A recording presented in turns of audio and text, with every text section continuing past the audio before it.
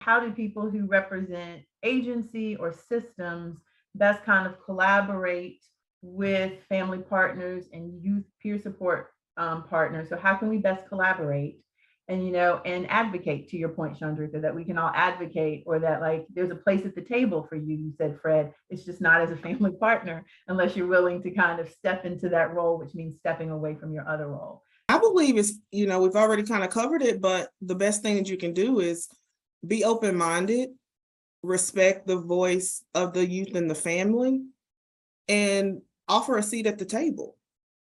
It's about collaboration and working together and just being open to giving us that seat at the table, whether it's a youth partner and a youth, a family and a mother, or a family partner. Just being open and receptive to the expertise and that lived experience. And I agree wholeheartedly. I think one of the gaps have been is, how do people value the voice of the family and youth? We often hear this thing called lived experience. Oh, just listen to them. Oh, they want to be at the table. The lived experience, and we have made ourselves again vulnerable to bring forth change. Having agency staff and leadership to hear and value the voice. And what does that look like when we talk about the processes that your organization, that your system has created? Is it okay to be open to change, right? Sometimes change is not always a horrible thing. It can look different, but create some phenomenal outcomes, right? So maybe when we remove the fear of change, then we become more open. There's a saying that a lot of people have heard me say to agency leadership, is that let's go far beyond involving a family, right? Because historically, that's what people say. Oh, we need to involve the family. In Teka's mind, it means let's go beyond involving families and engage with families. Because when I become engaged and part of the process, I'm also learning, right? We do what we know to do. And so when agency staff, whether it's my staff or at top leadership, engage with me, then I'm building a level of trust, because that means when you engage with me, you're spending some time with Teka to help me better understand why processes are the way they are. I'm only coming from the compass of what I know. So when you go from involving me to engaging me, I am now invested. And we as families and youth become invested in a process because we get it, it clicks, we know how to implement it. Oh, that's a game changer throughout, regardless of where you are. It doesn't become only for families. It becomes, wow, why didn't we look at this procedure change before? Because one thing about us becoming invested, we help, our investment has the potential to decrease retention of staff within agencies. It brings awareness to the need of how to increase another area a little bit better.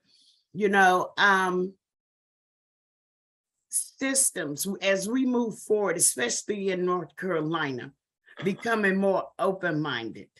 If there has never been a season before that people are reaching out to try to figure systems, I mean really agencies, how to figure out to engage families more and youth, is no better time than now through what they're calling the tailored plan.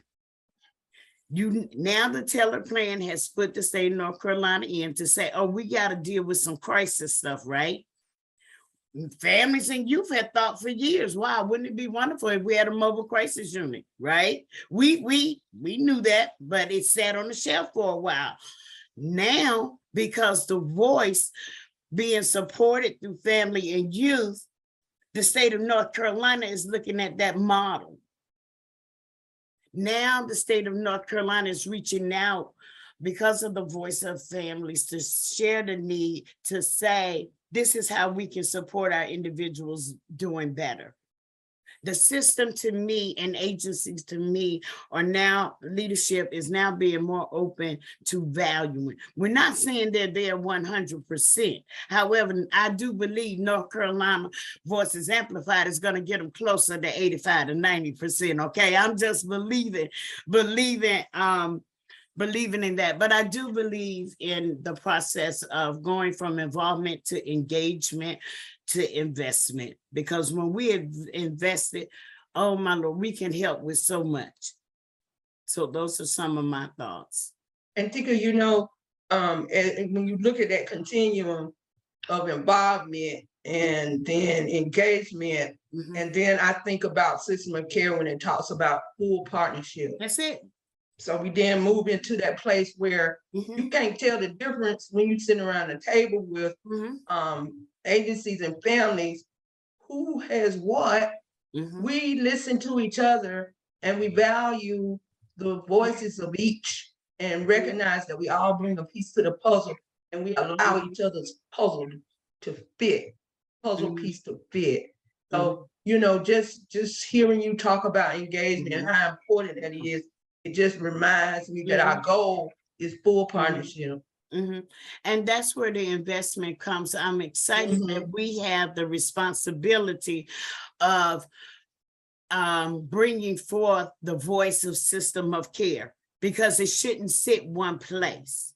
And I do think with this seasoned team that we have the opportunity to bring voice to a larger piece than how to support our youth and families. I think we are bringing, it's okay when an agency staff, line staff, director, or whomever is at the table and hear the voice and concerns. I think we're also making an impact on them individually in their personal life, because you're right. When you're at the table, what is your role? And we clearly understand that role, our role. You know, it was a hard decision for many of us. As you say, you spend all this money, you're going to college. I don't know about anybody else in this setting, but you might have those things called student loans, right? However, the conscious decision to be at the table, to be about that change, is not a sacrifice. It's a calling. It's what's needed. And in the state of North Carolina, we do system of care extremely well, more so than any other state across the country. And I think we're just going to continue to flourish.